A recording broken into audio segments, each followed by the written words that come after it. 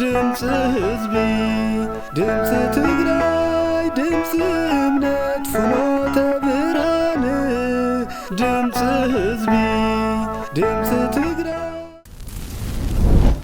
በስመ አብ ወወልድ ወመንፈስ ቅዱስ አሃዱ አምላክ ዘለዓለም ስላሴ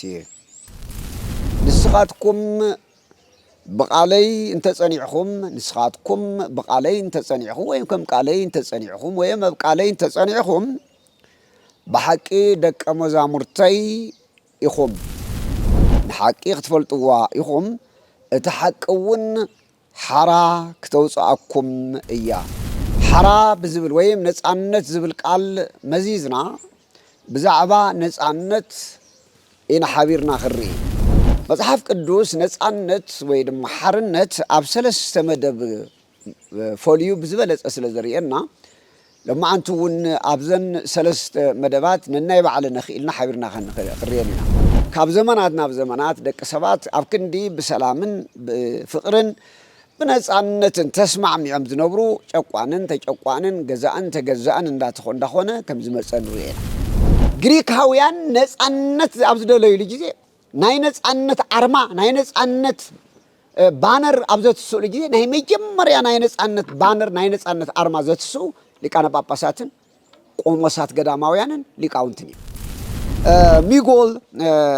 ሃይዶግ ዝተባለ መቸም ናይ ስፓኒሽ ቋንቋ ባልቶም አትኩም ረይዎ አብስተገበረውን ቃልስ ድማ ዘፋዘር ኦፍ ሜክሲኮ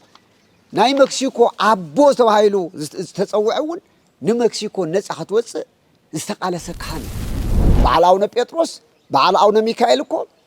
تفولتيهم كو طاليان إثيوبيا أبزورر اللي جزء أمو خالي إمنت ناي كاثوليك أتويلهم أبسقوا اللي جزء كو مستم جغانو مستم هاربنياتات نا إثيوبيا هاربنياتات كو أونا بيتروس كو برها شفيتهم وتسميهم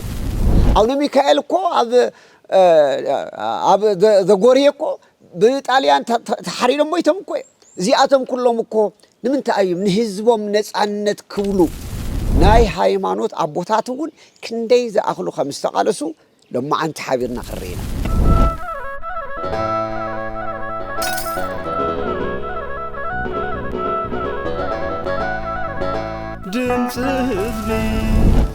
بسم آب وولد ومنفس قدوس أهادو أملاك زلعالم سلاسي أنتم هي لما نبركمو بقالي أمان أردائي أنتمو وتعمروا لصدق وصدقني تاغزكمو كبرانن كبراتن عملو كرنعة عالم كوينكم زي منفساوي بروغرام تسعبو بملوخم لألو خلون قدم خلون تخل زكالو أملاخنا اغزيابشير بسلامن بتعنان حليو لمون كم تمالي نهو بزر اسم الاختزيو حابيرنا خنصنح قالو خنسمع سلازر دالونا خبرن مسقانان نعو يخون النابلكو نعاقاتكم ون نابزز اللهم وخف العالم اتوهاب السلام مابوز العالم أملخنا اكزيابشر بسلامن بتعنان نحلوكم قدوس فقادو يخون لنا نهو بزعلت زيو نم حلفو ملختون እግዚአብሔር አምላክ ባረኸልና عينت لبنان زان لبنان نخفتلنا ناتو ناي እግዚአብሔር ቅዱስ ፈቃድ ይኹነልና ኩራንን ኩራትን لما አንተ ኑሪኦ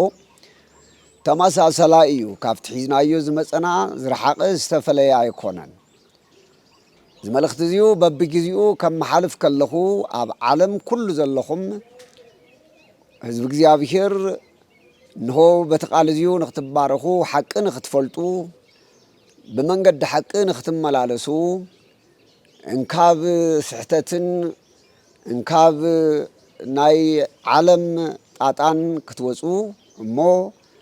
بمنقد أملاخ ناتقو عسكم منقست أملاخ نختورسو بممنايو ስለዚህ ናይሎም ማዓንቲ መበገሲና ከምቲ ሰማዕኹምዎ ኣብ ቅዱስ ቃሉ ወንጌላዊ ዮሐንስ ኣብ ዝጸሓፎ ጎይታናን መድሓኒናን ኢየሱስ ክርስቶስ ተዛረቦ እዩ ንስኻትኩም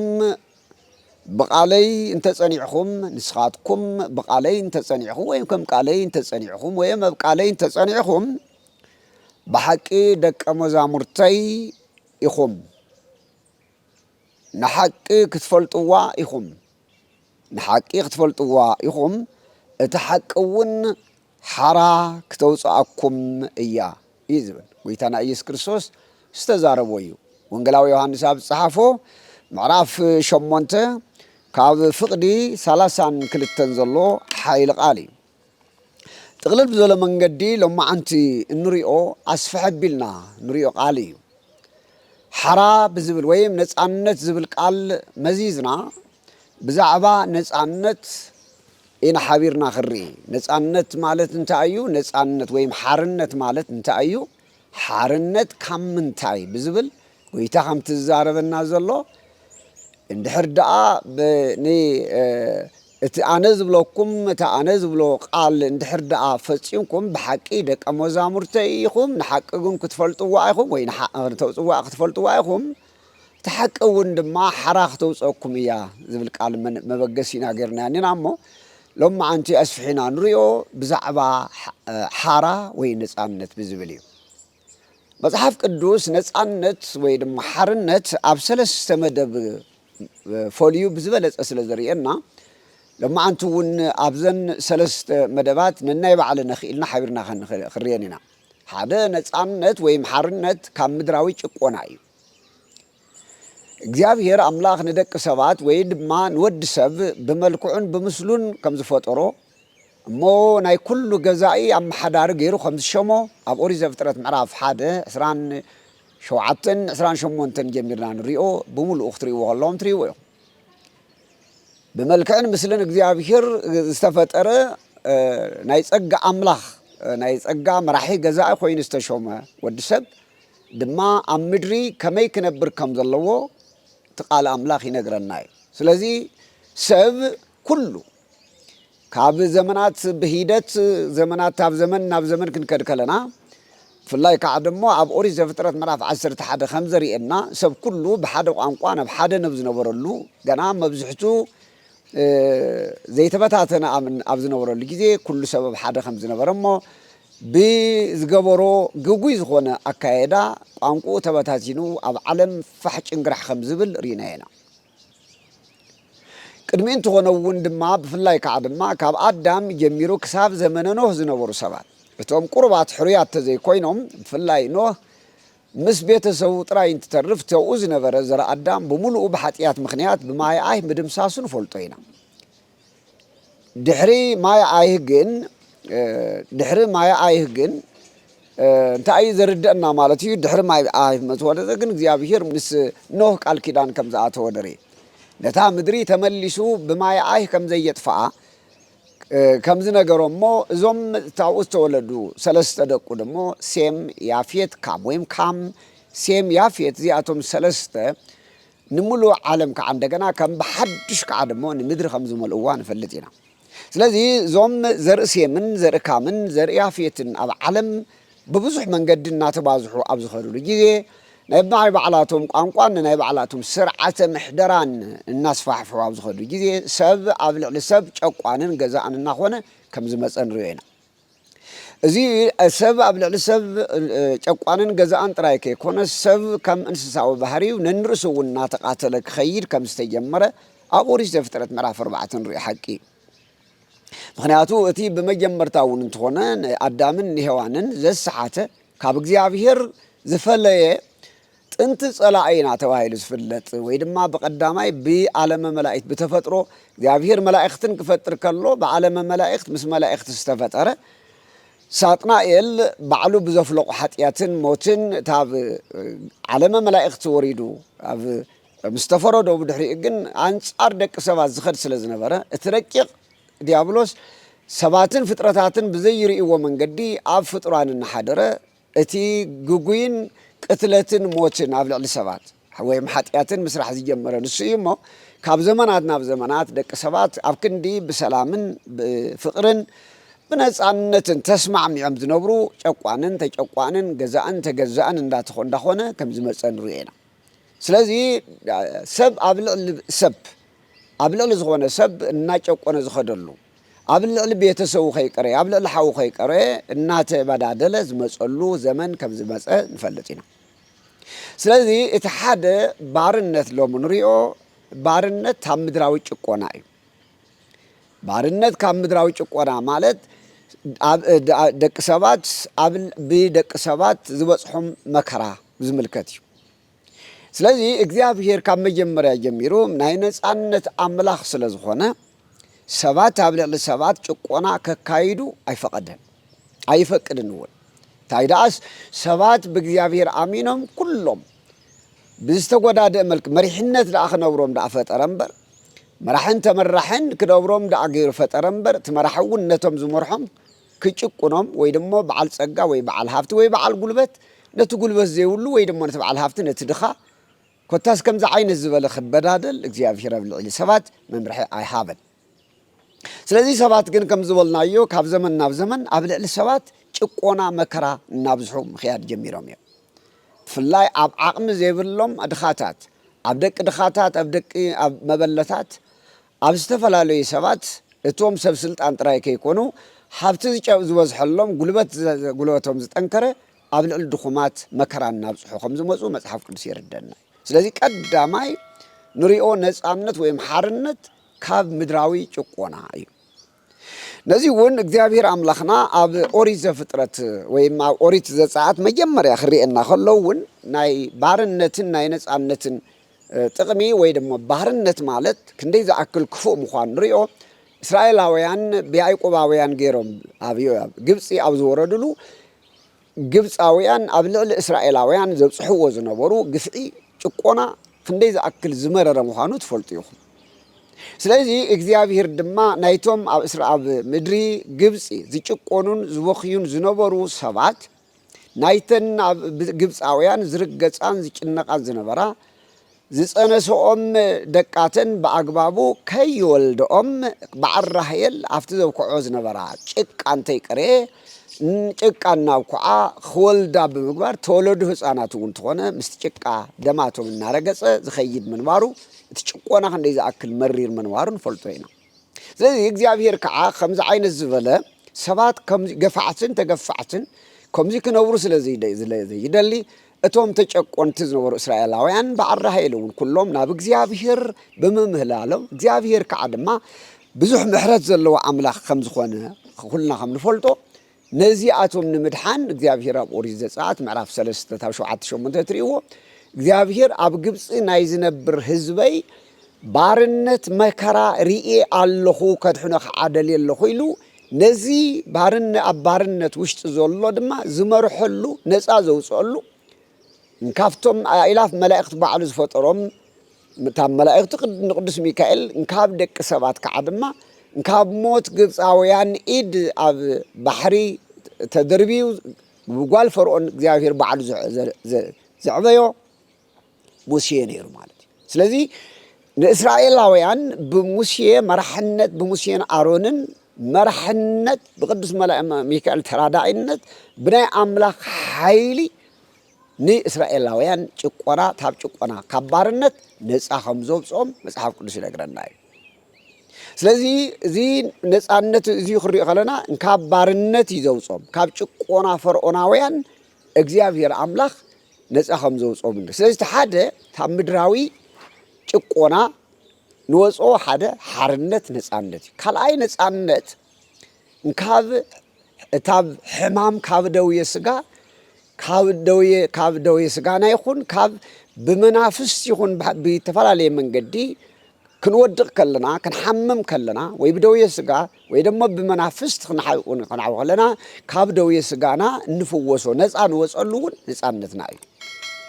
እቲ ሳልሳይን ዋናን ከዓ ድማ ነፃነት ካብ ባርነት ሓጢአት ነፃ ምውፃእ ማለት እዩ። ነዚ ክጠቕሰልና ከርደአና ዝኽእል ነቢይ እግዚአብሔር ኢሳይያስ ኣብ ምዕራፍ 61 ካብ ቁጽሪ ሓደ ዘሎን ከምኡውን ወንጌላዊ ሉቃስ ኣብ ምዕራፍ 4 ቁጽሪ 18 ዘሎ ሓይሊ ቃል ክነንብብ እሞ ታዋና ታፍተን ሰለስቲአን ናይ ነጻነት ጉዕዞ ግን ሎማዓንቲ ንሪኦ ታብ ባርነት ታብ ጭቆና ካብ ዓለማዊ መግዛእቲ ካብ ደቂ ሰባት መግዛእቲ ካብ ባርነት መግዛእቲ ከመይ ክንወፅእ ከም ንኽእል እግዚኣብሔር ከዓ ካብ ባርነት መግዛእቲ ክንወፅእ ከም ዝደሊ ወይ ደሞ ባርነት ኣብ ልዕሊ ድኻታት ይኹን ኣብ ልዕሊ ሕብረተሰብ ባርነት ወይ ደሞ ጭቆና ማካየድ እግዚኣብሔር ዘይፈቅዶ ምዃኑ ክርኢና ማለት እዩ ስጥራይ ከይኮነውን አንጻር ባርነት ድማ ህዝቦም ካብ ባርነት ነፃ ንኸውፅኡ ከዓ ድማ ክንደይ ዝኣኽሉ ሰባት ከም ዝተቃለሱ መንፈሳዊ ተጋድሎ ከም ዝገበሩ ኩሎም ክርኢና መራሕቲ ወታደራት ጥራይ ከይኮነ ናይ ሃይማኖት አቦታት መራሕቲ ሃይማኖት ድማ ምእንቲ ህዝቦም ነፃነት ካብ ጭቆና ልክዕ ሙሴ ከም ዝገበሮ ካብ ጭቆና ካብ ምድራዊ መግዛእቲ ንኽወፁ ነፃ ክወፁ ናይ ሃይማኖት አቦታት እውን ክንደይ ዝኣኽሉ ከም ዝተቃለሱ ሎማዓንቲ ሓቢርና ክርኢና እስኪ ናብቲ ናይ መጽሓፍ ቅዱስ ናይ መጀመርያ ናይ እግዚአብሔር ነቢይ ኢሳይያስ ምዕራፍ 61 ካብ ሓደ ዘሎ ክሳብ 2 ክርኢና እዚ ጥቕልል ኣቢሉ ክልተ ሰለስቲኦም ትርጉማት ዝሓዘ ጥቕሲ እዩ ከምዚ ይብለና ኣሎ ናይ ጎይታ እግዚአብሔር መንፈስ ኣብ ልዕለይ እዩ ይብል ናይ ጎይታ እግዚአብሔር መንፈስ ኣብ ልዕለይ እዩ ንድኻታት ብስራት ክሰብኽ ከይትርስዑ ድኻታት ዝብል ንድኻታት ብስራት ክሰብኽ እግዚአብሔር ቀዊኡኒ እዩ እሞ ንስቡራት ልቢ ከጽናዕነዑ ንምሩኻት ሓርነት ንእሱራት ከዓ መፍታሕ ክእውጅ ለኣኸኒ ነታ ፍቱቲ ዓመት እግዚአብሔርን ኣምላኽና ኣነ ሕነ ዝፈድየላን መዓልቲ ክእውጅ ንኹሎም ሕዙናን ከጽናዕንዕ ለኣኸኒ ኣብዚዩ ንሪኦ ዓብይ ነገር ኣሎ እንታይ እዩ ዝብለና ዘሎ ሓደ ኣብቲ ቁፅሪ ዓንተ ዝበልኩኹም እዚአን ሰለስቲአን ትርጉም ዝሓዛ እየን ሓደ ንድኻታት ብስራት ክብለና ከሎ ድኻታት እንታይ እዮም ኣብዚ እውን ሰለስተ ዓይነት ድኽነት እኒሄ ማለት እዩ ሓደ ቀዳማይ ድኽነት ኣብ ምድሪ ዘለና ድኽነት ናይ ስጋዊ ድኽነት ዘለዎ ኣሎ ካልኣይ ድኽነት ናይ ነፍሲ ድኽነት ናይ መንፈስ ድኽነት ብሓጢኣት ትደኽዮ ድኽነት እዩ ብሕማም ሳልሳይ ብሕማም ብመከራ ትነብሮ ድኽነት እዩ ታብዘን ሰለስተ እዚኣቶም ታብ ሕማም ነፍስን ሕማም ስጋን ካብ ድኽነት ስጋን ድኽነት ነፍስን ነፃ ንኸውፅኦም ከም ዝለኣኽ ወይም ከም ዝተለኣኸ እዚ መን እዩ ብዛዕባ ትንቢት በእንተ ክርስቶስ ስለ ክርስቶስ ኣቐዲሙ ዝንገር ዘሎ ትንቢት እዩ ንስውራን ልቦም ንዝተሰበሩ ብሕማም ንዝተሰበሩ ብሓጢኣት ንዝተሰበሩ ብጓህን ብሓዘንን ብጭቆናን ንዝተሰበሩ ንምሩኻት ብዲያብሎስ ብሓጢኣት ንዝተማረኹ እንደገና ደሞ ብሰባትን ብዓመፅን ንዝተማረኹ ከምዚ ዓይነት ከም ዘይግባእ ንኽንሰብር ሳልሳይ ንእሱራን ከዓ ምፍታሕ እሱራነ ስጋ እሱራነ ነፍስ ብደውየ ስጋ ብደውየ ነፍስ ብኩሉ መዳይ ዝኣሰሩ እነዚኦም ንኩሎም ነፃነት ክሰብኽ ለኣኸኒ ነታ ፍቱት ዓመት እግዚአብሔርን ኣምላኽና ሕነ ዝፈድየላን መዓልቲ እውን ንኽእውጅ ንሕዙናን ኩሎም ከጽናዕንዕ ለኣኸኒ ዝብል እዚአን ሰለስቲአን ተሪኹምዎን ንሰለስቲአን ናይ ነፃነት ዓይነት ዘርእያና ቃል እየ ብምቕጻል እውን ክብሪ ምስጋና የብፅሓዮ እሞ እዚ ትንቢት ተቐዲሙ ኢሳይያስ ብመልእኽቱ ዝተነገረሉ ትንቢት በእንተ ክርስቶስ ስለ ክርስቶስ ተነገረ ስለ ዝኾነ ሕዚ ከዓ ድማ እቲ ካብ እግዚአብሔር ኣብ ናይ ኣቦኡ ባህሪ ዘእምባህሪ ኣካል ዘማእካል ዝተወለደ ካብ ድንግል ኣዴና ዝተወለደ እግዚአብሔር ወልድ መሲሕ ምስተወለደ ድማ ወንጌላዊ ሉቃስ ሰብ ዝፀሓፈልና እንታይ ከም ዝኾነ እቲ ትንቢት ከመይ ከም ዝተፈጸመ የርእየና ኣሎ ኣብዚኡ ጎይታና ኢየሱስ ክርስቶስ ናይ ዮሐንስ ደቀ መዛሙርት ንዝኾኑ ዝዛረቦም ዘሎ እዩ ኣብ ማቴዎስ ወንጌል ምዕራፍ 11 ካብ 4 ክሳብ 6 ዘሎ እዩ ከምዚ ይብሎም ኣሎ ከይድኩም እዚ ትሪእዎን ዘለኹም ንዮሐንስ ንገርዎ ምክንያት ዮሐንስ ተኣሲሩ ወዲ ዘካርያስ ተኣሲሮ ዝነበረሉ ግዜ እና መልእኽቲ እቲ ንጽበዮ ንስኻ ዲኻ ወይስ ካልእ እዩ እቲ ንጽበዮ ዘለና እቲ ብነቢያት ዝተነገረሉ ብሓቂ ንስኻ ዲኻ ንስኻ መሲት ጽበይለ ወይስ ካልእ እዩ ኢልኩም እስኪ ኸይድኩም ሕተትዎ ኢሉ ልኢኽዎም ነይሩ ባርዚ ይነግሮም ዘሎ ኸይድኩም ንዮሐንስ ከምዚ ኢልኩም ንገርዎም ዕውራት ይርእዩ ሓንካሳት ይኸዱ ለምጻማት ይነጽሁ ጸማማት ይሰምዑ ሙታን ይትንስኡ ድኻታት ወንጌል ይብሰሩ ኣለው ብኣይ ዘይዕንቀፍ ብፁዕ እዩ ኢልኩም ንገርዎ እዩ እዚ ኣቐዲሙ ኣብ ብትንቢት ኢሳያስ ዝተነገረ ኣብ ተግባር ክርኢ ከለና ደሞ ዕውራን ይርእዩ ዕውራነ ስጋን ዕውራነ ነፍስን ብስጋኦም ዝተዓወሩ ጎይታና ኢየሱስ ክርስቶስ ኣብ ገሊላ ኣብ ዝንቀሳቐሰሉ ዝነበሩ ክንደይ ዕውራነ ስጋ ከም ዘድሐነ ትፈልጡ ኢኹም በዓል ጤሜዎስ ከይቀር ብዙሓት ዕውራን ንዓይንቶም ናብ ዮሐንስ ወንጌል እውን ከም ተጻሕፈልና እውን ብመን ሓጢአት ተወልደ ዓይነ ኣልባ ኮይኑ ዝተወለደ በኃጢአት ዮሐንስ 9 ትርእዎ ማለት እዩ እዞም ኩለይ ዕውራነ ስጋ እውን ብተኣምራት ተድሒንዎም እዩ ብተመሳሳላይ ድማ ዕውራነ ስጋ ጥራይ ከይኮነ ዕውራነ ነፍስ ብነፍሶም ዝተዓወሩ ሎሚ ዓለምና ካፍቲ ዝርኢ እቲ ዕውር ብዓይኑ ዝዓወረ ከይኮነስ ዓይኑ ስግኡ ዝዓወረ ከይኮነስ ዓይኑ ነፍሱ ዝዓወረ ይበዝሕ ሎሚ ዓይኑ ስጋ ምዕዋር ብዙሕ ኣይኮነን ብዙሓት ምርኣይ ዝተሳኣኖም ወለድና ሊቃውንትና 4 ዓይና ተባሂሎም እዮም ኣእምሮኦም ክፍቲ እዩ ብሉጻት ተባሂሎም ተጻሒፎም እዮም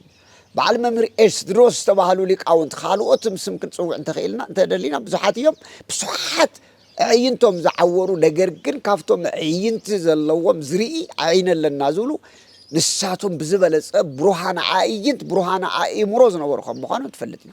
ስለዚ ጎይታና ኢየሱስ ክርስቶስ ኣብ ገሊላ ኣብ ኢየሩሳሌም ክመላለስ ከሎ ነቶም ኣዕይንቲ ስግኦም ዝዓወሩ ጥራይ ከይኮነ ነቶም ኣዕይንቲ ልቦም ዝዓወሩ ድማ ብትምህርቲ ብቃሉ እናብርሀ ነቶም ብዓይኖም ዝዓወሩ ብተኣምራቱ እንዳገበረ እናድሕኖም መፅኡ እዩ ዕውራን ይርእዩ ዝበሃል ሓንካሳት እውን ንሳቶም ነቶም ሽባታት ሓንካሳት ብተኣምራቱ እናድሕኖም መፅኡ እዩ ነቶም ሓንካሳት ኣእምሮኦም ዝሓንከሰ ከምዞም ናይሎም እኒሄ ወለዶ ትውልድ ንግግሩ ሓንካስ ስሩሑ ሓንካስ ግብሩ ሓንካስ ልቡ ሓንካስ እግሩ እናኸደ ክልተ እግሪ ክልተ ኢድ እናሃለዎ ኣእምርኡ ግን ዝሓንከሰ ወለዶ ዓለምና ከም ዝውሕጠ ዘሎ ነቶም በሽዑ ዝነበሩ ሓንካሳት ንጽድቂ ዝቃወምዋ ዝነበሩ ጸሓፍትን ፈሪሳውያንን ሰለልቲ ዝኾንዎ ዝነበሩ ንጎይታ ኣብ ኣደባባይ ዘይገበሮ ገበረ ዝብልዎ ዝነበሩ ከምኣቶም ንዝበሉ ሓንካሳት ኣእምሮ ድማ ብትምህርቲ እናቐየረ ነቶም ብሓቂ ብተፈላለየ እንተደ ብሰብ ዝሰርሖ እንተደ ብተፈላለየ መከናን ዝሓመሙ ዝሓንከሱ ድማ ብተኣምራቱ እናድሕነ መፅኡ እዩ ጎይታ ስለዚ ለምጻማት እውን ለምጻማት ነቶም ለምጻማት ዝለመፁ ማቴዎስ ወንጌል 8 ዘሎ ኣብ ሉቃስ ወንጌል እውን ከም ተጻሕፈ ነቶም ለምጻማት ኣብ ኢድና ኣብ ኣካልና ዝወፅእ ለምፂ ስጋ ጥራይ ከይኮነ ንለምፂ ስጋ ብተኣምራቱ ንለምፂ ኣእምሮኦም ድማ ብትምህርቱን እናንጽሐ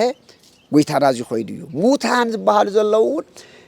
ከምና ኣልዓዛር ዝመሳሰሉ ካብ ሙታን ከምኒ ጣቢታት ካብ ሙታን እናተስአ ነቶም ሙታን ሕሊና ድማ ሙታን ብህይወት እናሃለዉ ግን ብኣእምሮኦም ዝሞቱ ምሕሳብ ዘይኽእል ካብ እግዚኣብሔር ንዝተፈለዩ ተፈልዮም ንዝነበሩ ኣብ ጣዖታት ዝነበሩ ድማ ንዓቶም ከዓ ደሞ ብተኣምራቱ ብትምህርቱ እናድሐነ ጎይታ መፅኡ እዩ ስለዚ እዚኡ ምዃኑ የርእየና ኣሎ ሉቃስ እውን ክጽሕፈልና ከሎ እዚአን እውን ተመሳሳሊ ሕብራዊ መልእኽቲ እየን ሓንካስ ክብል ዕውር ክብል ከሎ ሓንካስ ክብል ከሎ ለምጻም ክብል ከሎ ናይ ዕውረት ስጋን ናይ ለምፂ ስጋን ናይ ሓንካስ ስጋን ከይመስለና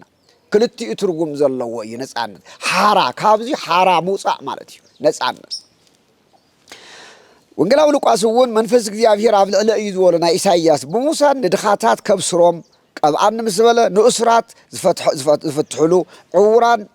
ዝርእይሉ ግፉዓት ሙፃእ ሓራ ዝሰርሉ ነታ ሕሪት ዓመት እግዚአብሔር እውን ንኽሰብኽ ለኣኸኒ እቲ መጽሓፍ ኣልዒሉ ኩሉ ምስ በለ ከዓ መወዳእታ ዝበሎም ነቶም ኣይሁዳውያን ሽዑ ዝነበሩ እንሆ ትሰምዕዎ እዚ ቃል እዚ ሎሚ ኣብ ኣእምሮኹም ኣብ ኣኾትኩም ተፈጸመ እዩ ዝበሎ ስለዚ እዚአን ሰለስቲአን ክሪአን ከለና ዘንሒት ጠቐስናየን ጥቕስታት ምስ ሰለስቲአን ዝኸዳ እየን ሓደ ካብ ነፃነት ወይ ሓርነት ካብ ምድራዊ ጭቆና ሓርነት ካብ ደውየ ስጋ ሓርነት ካብ ሓጢአት ባርነት ሓራም ውፃእ እዚአን ዘካይዳ ቃል ኢና ንደ ስለዚ እግዚኣብሔር ኣምላኽ ተዋና ክሪኣ ዝግባእ ሎማዓንቲ ተቀዳመይቲ ዝበልና ጭቆና ከም ተቀዲመ ዝበልክዎ እግዚአብሔር ናይ ነጻነት አምላኽ እግዚአብሔር ሓደ ኣብ ልዕሊ ሓደ ክጭቆን ወይ ክጭቁን አይፈቅድን ባር ነዚ ይውን እግዚአብሔር ድማ መከራ እቲ ኣብ ግብጽ ዘሎ ህዝበይ ርኢ ኣለኹ ከድሕኖ ከዓደለኹ ዝበለውን እዚ ሕዚ እዚኡ ንግብጻውያን ወቂዑ ሲዒሩ ጨቆን ስለ ዝነበሩ ንእስራኤላውያን ከዓ ነፃ ዘውፅእ ንሙሴ ከም ዝለኣኸ ንርኢ ኣለና ኣብ ኦሪት ዘፀአት ምዕራፍ 10 ቁፅሪ 1 እውን እግዚአብሔር ክዛረብ ከሎ ብሙሴ ገይሩ ከምዚ ዝብሎ እግዚአብሔር ነዚ ኩሉ ቃል ከምዚ ኢሉ ተዛረበ ኣብ ምድሪ ግብጽ ካብ ቤት ባርነት ዘውፃእኹ ኣነ እግዚአብሔር ካብ ቤት ባርነት ካብ ምድሪ ግብጽ ካብ ቤት ባርነት ሓራ ዘውፃእኹ ኣነ እግዚአብሔር ስለዚ ካብ በመን ይሓራ ዘውፅ ዘሎ ብን ሙሴ ብን አሮን بقدس ميكائيل غيرو حرا زوص اخوا انا ايه استوعل انا ايه بارنت زصلي እግዚአብሔር ጭቆና ዝጸልይ እግዚአብሔር ደቅ እግዚአብሔር ዝኾኑ ህዝቢ ክጭቆንን አይፈቅድም ኣብ ኦሪት ዘጸአት ኣብ ዘጸአቱን ተሪኽሞ ኣብ ሕዝቡን ተኾነ ምዕራፍ 22 ታብ 21 ተመሳሳላይ ይነግረና እግዚአብሔር ከምዚ ይብለሎ ንስኻትኩም ከዓ ኣብ ምድር ግብጽ ስደተኛታት ነርኩም ይኹም ኣብ ምድር ግብጽ ስደተኛታት ነርኩም ይኹም ምንስ ታይ ማለት እዩ ኣብ ምድር ግብጽ ተጨቁንኩም ኣብ መከራ ነርኩም ይኹም ኣብ ጭቆና ውሽጢ ነርኩም ይኹም እሞ ንስደተኛ አይተዓምጽዎ ወይ አይትክፍዕዎ ንመበለታት ኮነ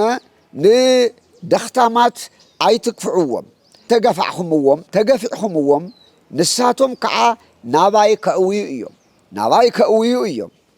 አነ ናአውያቶም ብርግጽ ክሰምዖ እየ ቁጣይ ምስነደደ ከዓ ብሰይፈይ ክቀትለኩም እየ ስለዚህ ታብ ባርነት ነፃ ዘውፅኹም ታብ ግብጽ ባርነት ሓራ ዘውፅኹም አነ እግዚአብሔር ኮይን እናሃለኹ ሕዚ ነፃ ምስ ወፃኹም ድሕሪ ነፃ ምፃኹም ግን ንኻልኣት ተባኻትኩም ንዘለዉ ንድኻታት ኮነ ንዘኽታማት ኮነ ንዝኾኑ ሰበብ ንዝኾነ ሰብ ጭቆና ከይተብሉ ነተን መበለታት ሰብኣይ ዘይብለን ነተን ውልድ ነቶም ደቂ አቦነደን ዘይብሎም ወይ ድማ ነዞም ከምዚኦም ዝበሉ ንማንም ዝኾነ ወይ ጋሻን ዝኾነ ሰብ ጭቆና ወይ ደሞ ከምዚ ዓይነት ከይትፍጽሙ እዚኣቶም ናባይን ተጠሪዖም ናባይ ኦ አምላኽ እስራኤል ኦ አምላኽና ጭቆና በዝሕና እንተ ኢሎም ከም ራሄል አነ እግዚአብሔር ክሰምዖም አውያቶም ክሰምዕየ ብድሕሪኡ ከዓ ንዓኻትኩም ድማ ብሰይፈይ ክውደኩም እየ ብሰይፍ ሞገድ ዚሃር ሰይፍ ቆርጽ ማለት ኣይኮነ ቆራጻይ ብሰይፍ ዝኾነ ጸላኢ አልዒለ ክሕምሽሸኩም እየ ስለዚ እንታይ ግበሩ ተጠንቀቁ ነፃነት ኣብ ለክሰባት ጭቆና ከይተካሂዱ ኣብ ዘዳግም ምዕራፍ 16 እውን ክሪኢ ከለና ኩልኩም ከም ትሪእዎም ከምዚ ልጽሒፉ ዘሎ 16 ቁጽሪ 19 ፍርዲ አይተቀይንኑ አድልዎ አይትፈጽሙ ፍርድ ከይተቀንኑ በፍርድን ሰባት ከይትጭቁኑ ከይተጣመሙዎ ሃፍታም ይኹን ድኻ ይኹን ዝኾነ ይኹን ንኹሉ እኩል ዳዕረይ ወንበር ከይተጣመሙ ፍርድ ከይተጣመሙ ተጠንቀቁ ከይተጣመሙ አድልዎውን ከይትፈጽሙ ሰብ ማዕረ እዩ ስለዚ አይ ናብ ፍትሕ ወንበር ክትቅመጡ ከለኹም ኣብ ሓቂ ተደሪኽኩም ፍትሑ ሃፍታም ይልኩም በዓል ስልጣን ይልኩም ዘመድ ኣዝማድ ኣለዎ ኢልኩም ኣዳሊኹም ከይትፈርድዎ ንዑ ከይትብዎ እዚ ድኻ እዩ ሰብ የብሉን ሃብቲ የብሉን መን ኣለዎ ኢልኩም ከይተጓንይዎ ኣብቲ ሓቂ እቲ ድኻ እውን ድሕር በዲሉ ድኻ ስለ ዝኾነ ኢልኩም ኣይትሕዘንሉ እታ ትግብኦ ፍርዲ ሃብዎ ነቲ ሃፍታም ይኹን በዓል ስልጣን ይልኩም ከይትምሕርዎ ከም በዓል ዘመነ ጃንሆይ ዝነበረ ነገስታት ልዕሊ ሕጊ ኢና ኢሎም ነይሮም ጃንሆይን ደቂ ጃንሆይን ናይ ኢትዮጵያ መንግስቲ ኣይእዝዞምን ወይ ደሞ ኣየግድዶምን ነይሩ መልእልቲ ሕጊ እዮም ነይሩ ካልእ እዩ ሕጊ ዝፍጽሙ እምበር ሎሚ ጃንሆይ ጥራይ ኣይኮነን ታው ጀሚሩ ዋላ ደርጊ ዋላ ሕይ ዘመና ዘመነ ኢህአዴግ ዋላ ዘመን ሕይውን ክሳብ ዘለናዮ እውን ሰብ ስልጣን መልእልቲ ሕጊ ኮይኖም እንትኾዱ ኢና ንሪኦም ዘለና ሃፍታማት እንተ ኮይኖም ብገንዘብ መልእልቲ ሕጊ እዮም ዝኾኑ سب سلطان تخوينا بسلطانهم بالتحقيهم تخون الله سلازي أبتحت حقي كخونوا أيرأنا أيوما بقول باتهم بسلطانهم بحابتهم أبلغ لي حقي زنبرو ملل حق زنبرو نتخالي قلت تحت حق خنبر زسار دو بزحاتيهم سلازي زخونا سب أبتحت حقي مع رأي داني بريزيدنت يكون منستر يكون غلي يكون أباس يكون باترياريخ يكون منوكشي يكون كشي يكون اندحر دعنتنا يعدن زخونا وينجل زخونا جفن اندحر سريحو بتجفن لك إنبيتش ويجبر وي يفردو امبر الكا زين تاي جبر قال لك كي تفرد كي تشكون نتحدى تتنقى قبل قويتا اغزابير زين نقرنا هذا بحالي ما دايكري خلنا اول أبتحت لقى أجزابير أم محبر عمل داويت يزيو أجزابير قوم وست محبر عمالكت لب بلو أجزابير أم محبر عمالكت قوم أم أخل عمالكت ون يفرد أجزابير فراداي عمالكت زبال زلو زياتهم نايس أجان أب مدر أب علم نازلو سف سلطان مالتي أب زخونة سف سلطان زلو أب لعليهم أجزابير الله أبزخونا يكون بعل سلطان لعلي أجزابير الله أمالك زبس أجاز بحالو كدوسان بوتاتنا الله ولا علم زلو جزأتون أنا علم جزأتون أمالختي سلذي أجزابير أمالختي لا أمالخت قومة فرد خزارة قومة تايك عبلة أبعتهم كعي فرد الله فردي فرد الله تايلو كسع معزائكم عمس تفردي ولا الله كسع معزائكم عمس تفردو كسع معزائكم ما بلا الحزب يشقونا تكاين كسع معزائكم قبة ولعو كسع معزائكم فرد تتأمو كسع معزائكم تدالو كسع معزائكم خمس عين الزقبرة تقورو زلخم يبلغ زيافير ليه كسع معزائكم كم تقورو زلخم نقص حتى أن ريخم كعا تدالو واللخم نتوم عمس أنياتات قتلتي مخانا من نافلتكم نتي دخا زي بولو زي بسكر زي بولو ويدخان زخوانا فتح خيتبوه نتوم قتلت نصاتو صو ملهم نتوم عمصت نصاتو صو ملهم نتوم دخاتات نتوم زي بدل خا بدلኛታት تلو ملهم نت بدلኛ نت ገበነኛ نصات ገብረلهم نت نصا زخونه دمو ገበነኛ تገብረل ارخ ساعه معازيكم كم زغيركم انتم امالخت انتم سب سلطان أنتم دانايو أنتم بوليسات أنتم سبسلطان أنتم زخونكم زلهم أنتم لهيمانوت مرحتي أنتم زخوننا بزلنا مدري كساع معازيكم تخكل غيركم زي تفردو كما يقوم تقولوا زلهم ندخاتات نزختاماتن فرودلهم نتوم دخاتاتن زختاماتن فرودلهم أيتساقيوهم لومي أب تجراي لومي أب علمنا خندي دخ أب عدنا مخن وسل بتجراي تراكري لومي خندي زبخيا مبلتات نيوانا لومي خندي زبخوي زختامات نيونا لومي إمو واجاز خفولو دقم هزبهم من هزب زموت دقم زلوا زنوروه فتح سيئنا زنجر جرا زبلعوا سيئنا ساقيا واجاز خفولو سبات فتح رتعن سيئنهم أبتشنك ودقلو أبتقراي كنديلو كندي كعدما عبزيت محيشي عبز عبي بوتاخ عدمو ننبر لنا سلازي ندخاتاتين دخات خزماتين فرودلهم نطقعن مسكين كعفتحي أو صولهم كندي تتقع كندي مسكين كندي زبكي كندي تبكي أبتقراينا نهتا دي لا يوكو إنا كندي عند دحريت عمتات تري لا يوكو زي قبريل ببي مزاقي جابيتو زي كندي زبكلو منه كلها تقراي عفنا بشعف كندي قعزي محدرائي انه كندي كله حزي طعيم وسيلو بينتون بيد دراش خوينو تنتانز مسلكو طعيم وسلكم تليبان السو سراقن السو تعماصن السو يتبدل زبدل السو نجر قد صفچلط يلخ عدم طعيم وسيلو خزارو وسبو كمزي أمز جورو كندي نيو ببختمو ببجزرو عدمو فتح سينهم زبوخي كندي اللو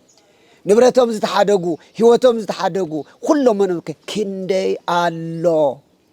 سلازي لو مزق على زي نقرنا سلازي كندي الله سلازي انتهي لنا الله نمسكين كعفتحي أو صولهم ندخان نمسكينن عنا قفوه كاب داو حتى عنون عنا قفوه مزمور داويت مزمور سمانيان كلتن بقنا بجئز سمانيان حد ترخوه مالك إذا لنا جزافي እዚ ታምንታይ ነፃነት ይነግራ እዚዩ ኣብ ምድሪ ክንነብር ከለና ጭቆና ዝበሃል ነገር ጨቋናይን ተጨቋናይን ክነብር እግዚአብሔር ይፈቅድን እግዚአብሔር ዝዛረብ ከዓ ደሞ ብነቢያት ቅድም ክብል ብነቢያት ይዛረብ ነይሩ ድሓር ደሞ ንዓና ከድሕን ወልደ እግዚአብሔር ኣብ ምድሪ ኮይኑ ድማ ኢትፍትሁ ለዓድሊ ወገጽ አላ ፍትሐ ጽድቅ ፍትሁ ኢሉ ባዕሉ ኣብ ዮሐንስ ወንጌል እውን ከምዚ ቀፂልና ንጠቕሶ ጥቕሲ ኣምሂሩና እዩ ማለት ብነቢያት ድሓር ከዓ ብሃዋርያቱ ድሓር ከዓ ብሊቃውንቱ ሎሙ ከዓ በታ ዝኒሀናላ ዘመን በኣና ሓዲሩ ንዓኻትኩም ኣብ ስልጣን ንዘለኹም ኣበየናይ ፀፍዕን ዘለኹም ሎሚ ይነግረኩም ኣሎ ሎሚ ናይ ኣባ ሰላማ ዘመሓልፎ ዘሎ ታባህሪ ገንዘቦም ጽይዎ ይኮነ ናይ እግዚአብሔር ቃል እዩ ኣነ ናይ መሳርሒ ድምፂ ማጉልያ ናይ እግዚአብሔር ገይሩ በብዘመኑን በብወቅቱን ዝቃል እዚ ቃል ኣምላኽ ናባኹም ክኸይድ ንምስክር ክኸውን ኣነ መስካሪ ገይሩኒ ተቀበልኩምዎ ኣይ ተቀበልኩምዎ ተተቀበልኩምዎ ክትጥቀምሉ ኢኹም ተዘይተቀበልኩምዎ ከዓ ዝቃል እዚ ተመሊሱ ክፈርደኩም እዩ ስለዚ ዝቃል እዚ ይናገረሎ ሎሚ እውን ስለ ዝግደፉ ይብለና ኣሎ كلاي كن يضلنا عم مزمور سميتن عزحين مزمور 146 كوز شو عتون كم زيلون نز تبدلوا زفردلهم نطميات مجبزهم نز تبدلوا زفردلهم نز تبدلوا زفردلهم نطميات مجبزهم نسو ايو نسو እግዚአብሔር እዩ እግዚአብሔር ንእስራት ይፈትሖም እግዚአብሔር ዝወደቁ የልዕሎም እግዚአብሔር አይንት ዕውራን ጥበበኛታት ይገብረሎም እግዚአብሔር ንጻድቃን ይፈትዎም እዩ ስለዚህ እግዚአብሔር ታይፈቱ ይብለና ዘሎ ናይ እግዚአብሔር ዝፈቱ ንዝበደሉ ዝፈርደሎም ንዝጠመዩ ዝምቆም እግዚአብሔር ካልእ ይኮን እግዚአብሔር ብሰባትና ለዕለ ከምዛ ዓይነት ዝገብር እግዚአብሔር እዩ ጌታና ኢየሱስ ክርስቶስ መጽሐፈ ምሳሌ እውን أمراف أسران حدا مصحف مثالي قنوع فتحي نصادق يحقسو እዩ قنوع فتحي نصانت محاب حرا موصا تخكلኛ فتح محاب نصادق سب يحقسو እዩ نتوم نجبرت عمص اغنا طفات እዩ نجبرت عمص اما طفات እዩ جبرت عمص فتحي ايمت جبرت عمص ጨቆንት እዩ جبرت عمص حدت እዩ جبرت عمص جبرت እከይ እዩ ስለዚህ ይብለና መጽሐፍ ምሳሌ ካላይ زحيت رهو مصحف السالم أسران حادن عسرت حموشت مصحف السالم ثلاثان حادن شمونتن كنا قرنا خلا دمو كند بهامن كند دختامن عفكا خفت كند بهامن كند زختامن كند عف بهام مزراب زي خلط رايكون كند تدخا كند تعفن عن نورو نجر قد تسمع عن التدمات النت ما أنت سأنا هزبي حدا يكون بزح إسرائيل يكون 300 يكون مليون من تتجقون من أنت بهامات من أنت دمس نسعانو نسخة أنت تايجبر نسخة كندعاتهم أفكا خفت تزارب اللهم أفكا خفت بحق أون فرد تزارب اللهم فرد اللهم ندخو من نمسكين فتحي عاوز اللهم يلنا كل الرياض ينازيو كم مدراوي تجقونا كم مدراوي بارنت كم مدراوي قفعي تاب قفعتي እግዚአብሔር كنديز أكل نتوم زقفعن نتوم ጨቆንትን ከመይ ከም ዝሎም ዘሎ ነቶም ተገፋዕቲን ንሕና መንጎ ዘለና ድማ ኣብ ስልጣን ተቀመጥና ኣብ ሃይማኖት ክንኮን ንኽእልና ኣብ ሃገር ኣብ ዝኾነ ሓላፍነት ዘለና ክንገብሮ ንኽእል እዚ ክንገብር ኢና ተፀውዒና ፍትሕን ርትዕን ነፃነትን ሓርነትን ንደቂ ሰባት ክንህብ ነቶም ሓርነት ሰኣኑ ድምፂ ዝሰኣኑ ከዓ ድማ ድምፂ ክንኮኖም أب عالم حزبنا كوك بخلتش 13 تجراي أب حدا جاوز وصاكو عالم أب عالم أب وصا استولدو تجراي تبهالبي يا مخانا زي فلتواكو أب الدبابات عالمكو أيخو تجراي أيخو حزب تجراي دمس خاخن كونينا دمس إن حزب تجراي دمسنا عند دولة عالم ملو زستجابون عالم ملو زد مسو زد هايوكو حزب تجراي تعبي شوب زنورلو كوي ملوز بتجراي موصين مأتون سينو عوس كوين زبر إلا السوتيل كاسقاسو لبز نورلو دمس زخونا وعلم زنبرة انتو كهناتنا تدمنا كوساتنا عوس زنبرنا انتو هزم كله نهاي ما نتوون تيكري فللي كي جبرة عالم نحنا تجراي تولدنا تراي كي كونا فتوت هزب تجراي فتوت ناس أنتن عابنا إجزابير ناس أنتنا إجزابير يولم زعمنو كلهم فتوت فتحكوا تطويل ميمسان دمس خوينم إذا لنا زلون زحي سمعنا يوم إجزابير قال مصحف مسالي معرف 3 حد تنقر قالي نبي إجزابير إسحاق يسون ሰናይ ምግባር ተማሃሩ ፍትሒ ድለዩ ንጉፉዕ ርዱ ንድኻታት እውን ፍትሒ አውጽኡሎም ንመበለታት እውን ተጣበቁሎም እዩ እዚ አንተ ዘይጌርካ እዚ አንተ ዘይኮይንካ ናይ እግዚአብሔር ክትበሃል አይኮንካ ስለዚህ ዋና እግዚአብሔር ሰና ኢድኩም ተሓጸው ኢድኩም ብደም ተአሊኹ እዩ ስለዚህ እዳውኩም ተሓጸው ንጹሃን ኩኑ ሰናይ ግበሩ ሰናይ ምግባር ተማሃሩ ንደቂ ሰባት ነጻነት ፍትሒ ርትዓሃቡ በኢሳይያስ ሓዲሩ እግዚአብሔር ተዛረወይ ሎሚ በአና ሓዲሩ ሎሚ በሰባኺያን ሎሚ በመምፍራን ሎሚ በጳጳሳት ሊቃነ ጳጳሳትን አትዩ ሓዲሩ እግዚአብሔርና ንመራሕቲ ዓለም ይዛረበሉ ንዝዕምፁን ንዝጭቁንን ዘለው ይዛረበሉ ኣብ ዝኾነ ቦታ ንዘለው ኢድኩም ተሓጸቡ ንመበለት ንድኻታት ንዞምኩም ፍትሒ ተማሃሩ ፍትሒ ድለዩ ይብለና ዘሎ ብኻሊ መዳይውን ኣብ 58 ብዛዕባ ጾምና ጸለይና እዚ ገበርና ኢሎም ዝመጻደቁ ሰባት ኣብታ ኣመናዊ ናይ ጽድቅ ናይ ጾም ትርጉም ኣብዞም ሆረሉ ጊዜ እውን እንታይ ዝበለ እምበኣር ኣነ ዝመረጽክዎ ጾም እዚዩ ኣይኮነን ናይ ግፍዒ ሰንሰለት ክትፈትሑ ናይ ግፍዒ ሰንሰለት ክትፈትሑ ንመእሰርቲ ኣርዑት ክትፈትሑ ንጭቁናት ሓራ ክተውፅኡ ንኹሉ ኣርዑት ክትሰብሩዶ ኣይኮነን እዚ ኢታ ኣነ ዝፈትዎ ጾም እዩ ዝበለ እዚ ኢት ናይ እግዚአብሔር ቃል ትክክለኛ ሓርነት ማለት ስለዚህ ሓርነት ወይም ነጻነት ናይ እግዚአብሔር ሰብ ኩሉ ብነጻ ከመላለስ ነጻ ኮይኑ ከነብር ጨቋንን ተጨቋንን ከይነብሮ ነዚዩ እንዲያውም እኳ ከምዛ ዓይነት ዝበለ ወይ ጨቋን ወይ ገለ ወይ ሌባ ወይ ዓማጽ ከይትስድሞ ሕገ መንግስት ሕግ ንጉስ ዝበሃለ ቁሚጢ ኣብ ዓለም ክልተ ቤተ መንግስት ቤተ ክህነት ከም ንብሎ ናይ ዓለም ፍርድ ከይጣም ዓማጽ ከይነብር ቀታሊ ከይነብር ከምዚ ከይነብር ድሞ ነዚ ህዝብ እዚ ዝጓሲ ንጉስ ቁሚጥሉ መርሓ ቁሚጥሉ በዛ ዘመንና እዚያ እንተዶ ኣብ ትግራይ ልውን ኣብ ኢትዮጵያ ቤትም ዓለም ኣብ ስልጣን ጫፍ ተቀመጥካ ሓላፊ ዝኾንካ ኣብ ናይ ዓለም መሪሕነት ተቀመጥካ ኣብ ተዓድት መርሓ ዘለኻ ሃገር ግፍዒ ይኹን ጨቋን ይኹን ደጋጺ ይኹን ከይነብር ፍትሓዊ ፍትሕ ክትብ ተቀሚጥካ እንኻ ናይ እግዚአብሔር እንደራሲ ይኹንካ ተቀሚጥካ ኣብ ትግራይ ዝኒኻ ናይ እግዚአብሔር እንደራሲ ይኹንካ ተቀሚጥካ እንኻ ናይ ሃይማኖት ቦታት ተይልናዮ ብፁዕ ወቅዱስ ፓትርያርክ ተባሂሉ ተሰየመ ኣብ ቤተ ክርስቲያን ኣብ ማሕበረ ምእመናን ይኹን ኩሉ ኣብ ዝኾነ ይኹን እዚ ከይነብር ግፍዒ ከይነብር ክሕሉ ተመሪጡ ጳጳስ ኤጲስቆጶስ እውን ተመሳሳላይ ካህን እውን ተመሳሳላይ ኣብ ህዝቢ ከምዚ ከይነብር ሓላፍነት ተዋሃበና ሰባት እዩ እዚ ኣያት ዋና ቁልፊ ኣብ ኢሳይያስ እውን 58 ዝበል ተዛዝየለ ታብዚ ዝወፀ ነገር ግን ልምዳዊ ይኹን ጭቆና እንዳጨቆንካ እንዳረገጽካ እዚዩ ወይ ዘይምዝራብ ብዛዕባ እዚ ዘይምስባኽ ንዓመፅትን ንበደልትን ዘይምግናሕ ስልጣን ካፍሪኻ ዋው እንታይ ከኣስሩ እንዶ ስመይድ ከጥፉኒ እዚ ትወልክኾ ከምዚ ሒዝ ግበር ዘሎ ኤቭሪ ሲንግል ዴይ ደቀይ ተረዲእዎም ድዩ ኣይተረድእዎን ሎም ዝገብርዎ ዘሎ እዩ ብ2013 ዓመተ ምህረት ኣብ ኣውስትራልያ ለይትን ቀትርን እናነባዕኹም ምእንቲ ህዝቢ ትግራይ ዘመሓለፍኮ ሎሚ ክጉርጉሩ ይኣትወሉ ለይትን ቀትር ንሱ እንታይ ይብል ነበረ ኢሎም ከት ኤንድ ፔስት እንዳገበሩ ትሪእዎም ኣለኹም ደቅና ትሪእዎም ኣለኹም ደቅና ኢቲ ካብ 2013 ግረፍዎ 2010 ጀሚሩ ኣባ ሰረቀ ብርሃን እናተባሃለ ጀሚሩ ዘምሆሮ ይኹን ኣብቲ ዝነበረ ናይ ጄኖሳይድ ይኹን ሕዚ እውን ዘምሆሮ ዘለኹ ይኹን ኣባ ሰላማና ሕይ ናይቲ ማለት ኣባ ሰረቀ ብርሃን ታብዛ ቅድስት ታብዛ ወንጌል እዚኣ ታብዛ መጽሓፍ ቅዱስ እዚኣ ዝወፀ ትምህርቲ ኣምሂሩ ዝብል ጀግና እንተልዩ ናይ ሃይማኖት ኣቦ እንሆ ሰዓት እንሆ ጊዜ እንሆ ይምጻእ እሞ በኣደባባይ ኮይኑ ይመጉተን ነገር ግን ዞም ክፉኣት ምሕረት እግዚአብሔር ይብዛሓሎም እሞ ናብ ምሕረት ኣምላኽ ኣዕይንቶም ይኽፈተሎም እሞ እግዚአብሔር ሎሚ ግን ትሪእዎ ዝኒኹም እንታይ ይበሃል ነበረ እንታይ ይግበር ነበረ ሕልፍ ሓሊፉስ እግዚአብሔር ክዋጋኣልና እዩ እግዚአብሔር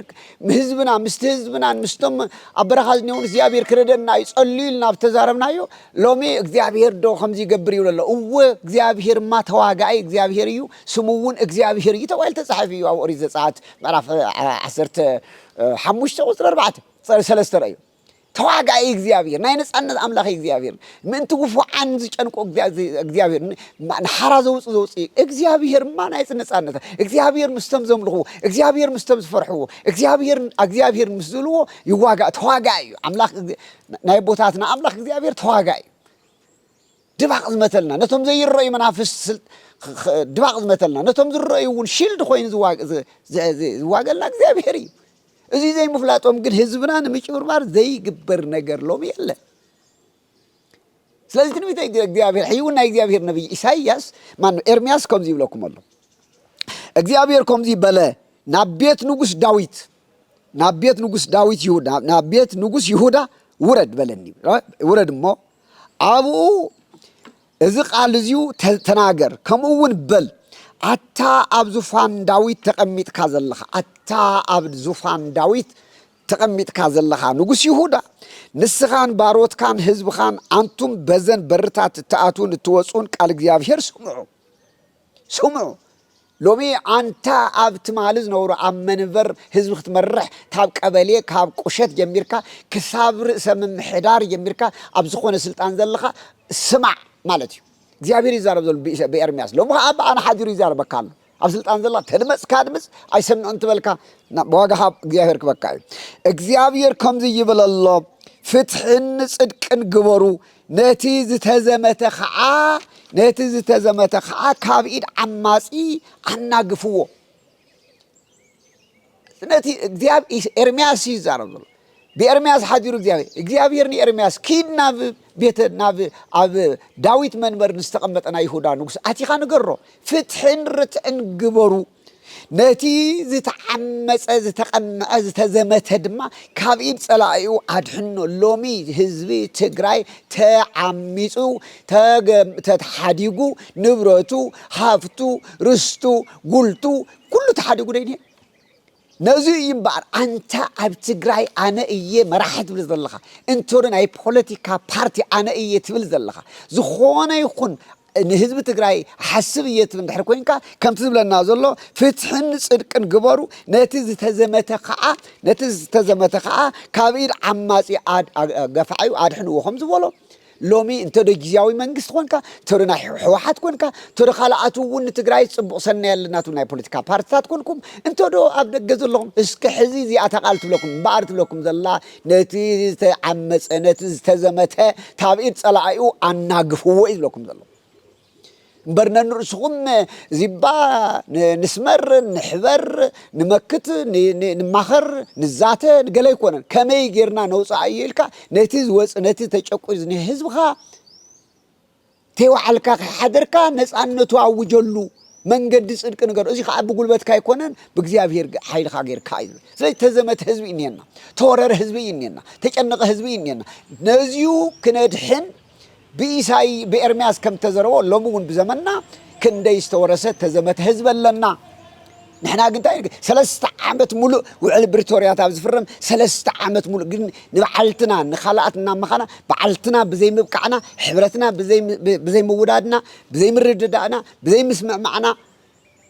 بتفعل من قدي أبكند تقم حزبنا أنا قدمت تقمنا أبكند حزبنا مقام نسلطاننا أبكند نخبر حزبنا نخبرنا سلنا حسب زلنا ثلاثة عامات ملو حزبنا خرتت يبل الله ترى إحنا رم بساعتون ذات السنة إسرائيل نوصلنا زي بهان قبرنا زي قبرنا والله فركنا رمونا حيوانات تبغى تأكلنا نزت بان قلبا نقبلنا والله أبد درشات نقول صبوا أبواتنا قلتنا بكلمنا قمتنا أو صبوا صفات قمتنا أو صبوا نجارات قمتنا خفيلنا سقربنا ندوالنا بكن تندلعقنا نبرلنا يهو ثلاثة عامتنا كرمتي كوينات حزق عدمو خمسين دولنا نبرلنا صراحة أنا بيكم نخلين نفلت سلازي እግዚአብሔር ዝለና ዘሎ ምእንቲ ህዝቢ ተጨቆነ ህዝቢ ንቃ ህዝቢ ነጣዓለሁ ለና በሐዲስ ኪዳን ጎይታና ኢየሱስ ክርስቶስ ወለ መሆን መጽናሞ ኣብዚ ድማ በዘመንና ይኹን በዘመና ቦታትና ታይ ከም ዝነበር ሒና ማዓልቲ ላይለ ማዓት ፕሮግራም ያኽን አጽወይና ጎይታና ኢየሱስ ክርስቶስ ወል ክብርን ምስጋና ነው ይኹንሞ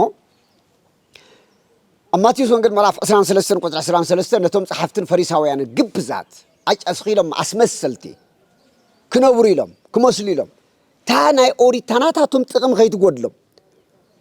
ጥቅም ህዝብ ከይኮነስ ክብር እግዚአብሔር ከይኮነስ ክብሮም ከይንሱ ከይጎድሎም ንሕግ እግዚአብሔር ከይኮነስ ትሕኒ ሕግ ነታናይ ባዕሎም ክብርን ስልጣንን ደሞዝን ክብርን ከይትጎድሎም ኢሎም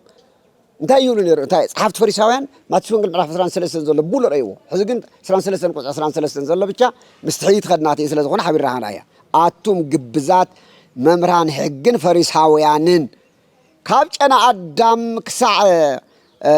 ሽላን ከምኡውን ካብ ኮሙን ኣስራት ተውፅሉ ኮሙን ዞም ታይና ንብሎም ከምዚ ድምብላል ዝበሃሉ ዞም ጨና ኣዳም ዞም ደቀቕቲ ቀመማ ቀመም ዝኾኑ ተባተን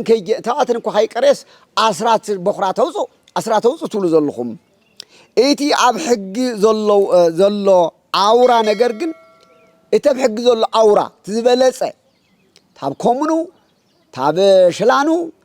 ካብ ገለት ኣብ ዝሕዝበልናዮም ሰሰጉ በልዎ ጻጻቕዳ በልዎ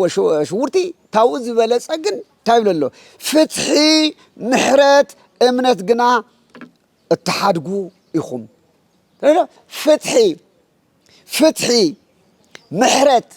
እምነት ግና ተሓድጉ ኣለኹም እሞ ወይለኹም ፍትሒ መሃብ ምሕረት ምግባር እምነት እዚኦም መሳሰሉ ሓዲኩምስ ጨና ኣዳም ኣጻቕዳ ሰሰግ ገለመለ ሽውርቲ ተባኣተን ግን ኣስራት ክተትርፍየብልኩም ትብሉ ኣለኹም ሎሚ እዚ ኣባና ይፍጸመሎ ሎሚ ንሕና ኣብ ዝኾነ ካሊእ ደቃይቕ ውሽጢ ኣቲና እቲ ዝዓበየ ግን ፍትሒ ጠፍዩኒ ፍትሒ ኣብ ልዕሊ ህዝብና ከይነግስ ምሕረት ኣብ ልዕሊ ህዝብና ከይነግስ እምነት ኣብ ልዕሊ ህዝብና ከይነብር ግን ከመይ ጌርና ሓይዝና ከም ዘላ ተረዱ እዚ ዝብለና ዘሎ ስለዚ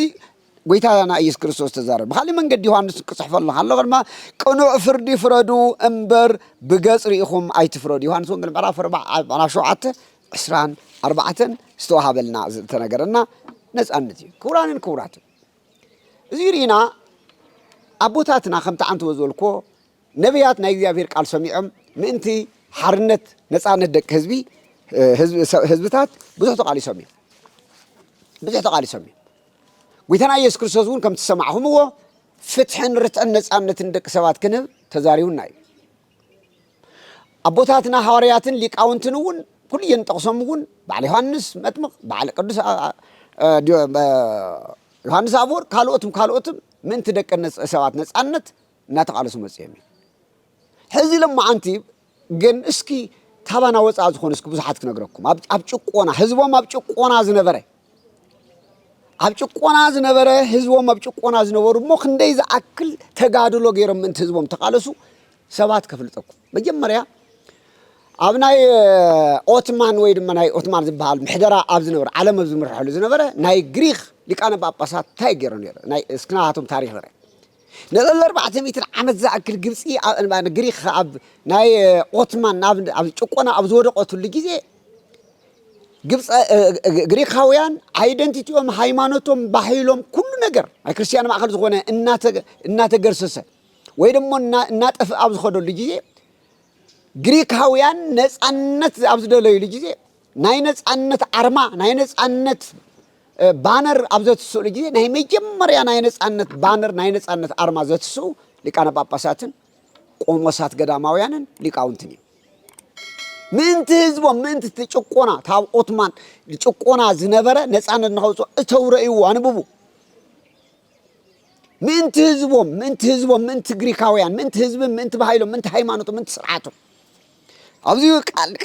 ብዙሕ ዝተቃለሱ ግሪካውያን ክትርእይዎም ይግበአኩም ልዕሊ 400 ዓመት እዮም ተገዚኦም ዝነበሩ ካብ 1821 ክሳብ 1830 ኣብ ዝተገበረ ቃልሲ ብዙሓት ተቃሊሶም እዮም ኣብዚ ክንሪኦም ዝግባአና ኣቲና ንበዓል አርክቢሾፕ ግርማኖስ ዝበሃል Old Patras Germanos, Metropolitan of the Orthodox Christian Church, member of the Society of Friends, and fighter of the Revolution of 1821. ቁስጥንጥንያ ዝነበረ ፓትርያርክ ከይቀረ Gregory V was ecumenical patriarch of Constantinople from 1797 to 1798. እነ አንቲሞስ ዝተባሃሉ Anthimas Gazas was a Greek scholar, philosopher during the Greek Enlightenment, cartographer and one of the heroes of the Greek War of Independence against the Ottoman Empire. He was born in Maliz in Ottoman Greece in 1758 and died in 1828. ቴዎዶሲዮስ ዝተባሃሉ ሊቃነ ጳጳሳት እዚኦም ብሙሉኦም ናይ ነጻነት አርማ ሒዞም ዝተስእዮም ምእንቲ በዚ ተቃሊሶም ካብ 1881 ክሳብ 1830 አካባቢ ተቃሊሶም ንግብፂ ንግሪክ ነጻ ዘውፁ ሊቃነ ጳጳሳት እዮም ዓዶም ክጠፍቀላ ህዝቦም ክጠፍቀሎ ታብዚ ከምዚ ዓይነት ዝበለ ነጻ ውፅኦም እዮም እዚ ጥራይ ይኮነን ታወሲኩም ክትሪኦና ኣብናይ ካቶሊክ እምነት ዝነበሩን ለምሳሌ ኣብናይ 1753 ሒዙ ዝነበረ ናይ ሜክሲኮ ነፃን ምውፃእ ኣብ ዝተገብረሉ ሚጎል ሃይዶግ ዝተባለ መቸም ናይ ስፓኒሽ ቋንቋ ባዕልቶም ኣትኩም ረይዎ ኣብ ዝተገብረውን ቃልሲ ድማ ዘ ፋዘር ኦፍ ሜክሲኮ ናይ ሜክሲኮ ኣቦ ተባሂሉ ዝተፀውዐውን ንሜክሲኮ ነፃ ክትወፅእ ዝተቃለሰ ካህን እዩ ዝኩሉ ነፃነት ሜክሲኮ ረጋጊፅ ዘሎ ኣትኩም ሰርች ይግበር ስጥራይ ይኮነን አርክቢሾፕ ኣብናይ ቀጽልና ክሪኦ ከለና ሞ አርክቢሾፕ ኦስካር ዝተባለ ናይ ካቶሊክ ኦስካር ዝተባለ ኣብናይ ኤል ሳልቫዶር ዝነበረ እዚ ከዓ ትፈልጥዎም ብ1980 ኣከባቢ ዝነበረ ኣብ ዓዱ ሲቪል ዎር ነንርሶም ዝባልዑሉ ጊዜ ኣብ ዝቃታተሉ ጊዜ ንጹሃን ኣብ ዝሕረዱሉ ጊዜ ንጹሃን ኣብ ዝድፈር ደቂ ኣንስትዮ ይኹን ኩሉ ሓደገኛ ናይ ሰብኣዊ መብት ጥሕሰት ክፍጸም ከለው ዓዱ ኣብ ኣደባባይ ተስዩ ዘውገዘ እዩ ዝኣርክቢሾፕ ኦስካር ዝተባሃለ ካቶሊካዊ ኣብ ቤት ኣብ ሆስፒታል ኣብ ቻፕል ቅዳሴ እናሃበ እዩ ኣሳስኔት ዝተገበረ ምእንቲ ህዝቡ ምእንቲ ነፃነት ምእንቲ ቶም ዝግፍዑ ምእንቲ ቶም ዝስበሩ ዝነበሩ ነፃነት ብዓልዚኣቶም ዝገበሩ እዮም This is Democracy Now! I'm Amy Goodman. We end today's show with the canonization of Salvadoran Archbishop Oscar Romero. Archbishop Romero was a champion for the poor and oppressed who was murdered by a U.S.-backed right-wing death squad March 24th, 1980. It was the beginning of the brutal U.S.-backed... ክንሕፅረልኩም ድማ ኣብ ሳውዝ አፍሪካ ንብሎ ደቡብ አፍሪካ ማለት እዩ ኣብ ዝነበረ አርክቢሾፕ ደዝሞንድ ትቱ ክንደይ ቃልሲ እዮም ተቃሊሶም እዚኣቶም ታብ አፓርታይድ ነፃ ንምውፃእ ናብ ተቃሊሱ ዝኸደ ክሳብ ሎሚ ታሪኹ ዝተጻሕፈ እዚኣቶም ክትሪእዎም ይግባእ If you think you can stop us from becoming free, you are going to be stampeded. ኣብ بعالم أمريكاس مارتن لوثر كينغ استبهالس سوم تذكروا مارتن لوثر جونيور استبهاله انت عايز بالنبره ጭቆና ናይ ጻዓዱ ኣብ ዝበጽሕ ጊዜ I have a dream that all men are created equal. I have a dream that one day on the red hills of Georgia the sons of former slaves and the sons of former slave owners will be able to sit down together at the table of brotherhood. I have a dream. ሓደ መዓልቲ ጻዓዱን ጸለምትን ኣብ ሓደ ቦታ ኣብ ሓደ ባቡር ወይ ሓደ መኪና ብሓደ እንትን ብሓደ ከፍኩሉ እዮም ሓደ ክዝት እዮም ዝነበሩ ናይ ነፃነት ናይ እኩልነት አንጻር ጨቆንቲ ዝተቃረሱኮ ካህናት እዮም ኣብ ዓድና እውን አንጻር ፋሺስት ጣልያን ዝተቃለሱ ቦታት ኮለውና በዓል አቡነ ጴጥሮስ በዓል አቡነ ሚካኤል እኮ ክትፈልጥኩም እኮ ጣልያን ኢትዮጵያ ኣብ ዝወረረሉ ጊዜ እሞኻሊ እምነት ናይ ካቶሊክ ኣቱ ኢሎም ኣብ ሰግዑሉ ጊዜ እኮ ምስቶም ጀጋኑ ምስቶም ሃርበኛታት ናይ ኢትዮጵያ ሃርበኛታት እኮ አቡነ ጴጥሮስ እኮ በረኻ ሸፊቶም ወፅኦም እዮም ተታሒዞም ወዳእታ እኮ ብጥይት ሞይቶም እዮም አቡነ ሚካኤል እኮ ኣብ ዘጎርየ እኮ ብጣልያን ተሓሪሮም ሞይቶም እኮ እዚኣቶም ኩሎም እኮ ንምንታይ እዩ ንህዝቦም ነፃነት ክብሉ በዓል አቡነ ጴጥሮስ እውን ክልተ ነገር ሓደ ሃይማኖትና ከጥፈልና እዩ እንድሕር ኣብ ግብጽ ኣብ ናይ ሮማ ስርዓት ወይ ምሕደራ ኣቲና ኦርቶዶክሳዊት ተዋህዶ ቤተክርስቲያንና ክትጠፍያ ባህልና ክትስረዚ ሃይማኖትና ክትጠፍይ ኢሎም አንጻር ኸይዶም መስዋዕት ከፊሎም ሎሚ በዓል አባ ሰላማ ይኹኑ ካልኣት ምእንቲ ህዝቢ ትግራይ ነፃነት ህዝቢ ትግራይ መሰል ዓርሲ ውሳኔ ህዝቢ ትግራይ ካብ ጨቆንቲ ህዝቢ ትግራይ ካብ ገፋዕቲ ነፃ ክወፅእ ኣለዎ ኢሎም ክቃለሱ ከለዉ ኣባና ክበፅሕ ዲ ተሓጥያት ኮይኑ እዚ ከዓ ድማ ናይ ሃይማኖት ቃል እኮ እዩ ከምቲ አንተ ቀዲም ነገርኩም ተሰብከ ንነፃነት መራሕቲ ነፃነት ዝኾን ኮነ ሃይማኖት ቦታት እዩ እንተረና ሃገር ውስጥ ይኹኑ እንተረና ወፃ ወራሪ አቡነ ጴጥሮስ ናይ ግብጽ ናይ ሮማዊ ስለዝኾነ ይኮነን ተቃውሞ ለምውን ኣብ ትግራይና ዘሎ ኣብ ኢትዮጵያ ዘሎ ንህዝቢ ኦርቶዶክስ ተዋህዶ ቤተክርስቲያን ንህዝቢ ሃይማኖት ባህሉ ሃይማኖቱ ነፃነቱ ዝገፍፍ ዘጥፍ ዝድምስስ ዘሎ ንጉስ ክትስእ ከሎ ወይ ድማ መራሕ ክትስእ ከሎ በዓል አባ ሰላማ ኣሜን ሎም ክቕበሉ ወልኩም ተኣምኑ እምበኣር እዚ እቲ ሓቂ أبا سلامة ترى يكون بوليتيكيا سلازخون الزارة وزلوا እግዚአብሔር ዘአዘዘ ቃልዩ ካልአት ቦታትናውን ዓለም አቀፍ ቦታቱ ዝወጽው ወይም ህዝቦም ቤዛ ዝኾነ ኩሎም ተሰውየም ሓደ ተሪፎም ነበር ኩሎም ብጥይት ተቀትሎም እዮም ሎሚ አባ ሰላማ ናይ እግዚአብሔር ፍቃድ ኮይኑ ነበር ሰለስተ በዓል ሰለስተ ለይተብ ኢዶም ኮድ ከለሆ እኮ እግዚአብሔር ከሊል ነበር ናይ ምቅታል ዕድል እኮ ናይ ምቅጣው ኢዶም እኮ ነይሩ ሕዝውን እንትኾነ ሎሚ ይኹን ጽባሕቶም ዝፍክሩ ዘለው ብተፈላለየ መንገዲ ዝመዘሉ ድላየም እንትገብሩ አይ አም ሬዲ ንኹሉ ዝግጁ ነገር ግን ምንት ህዝበይ ምንት ህዝብ እግዚአብሔር ምንት ነጻነት ምንት እኩልነት ምንት ፍትሕ ምንት ርትዕግን አባ ሰላማ ቀጸላይ ስለዚህ ሒዝረናዮ እንታዩ ነጻነት ሓርነት ካብ ምንታይ ካብ ጭቆና መግዛቲ ካላይ ነጻነት ንሪኦ ቀጽልና ካላይ ቪድዮና ነጻነት ካብ ባርነት ሓጥያት ዝብል ክሪና ቀጽልና እውን ሓቢርና ዳሚርና ሓሪና እግዚአብሔር ይባርኩም እግዚአብሔር ይቀድስኩም ሰላም ንዓኹም ይኹን ሰላም ንኹሉ ህዝብና ይኹን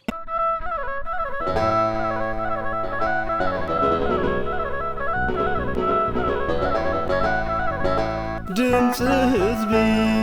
ድምጽ ትግራይ ድምጽ እምነት ፍኖተ ብርሃን ድምጽ ህዝቢ ድምጽ ትግራይ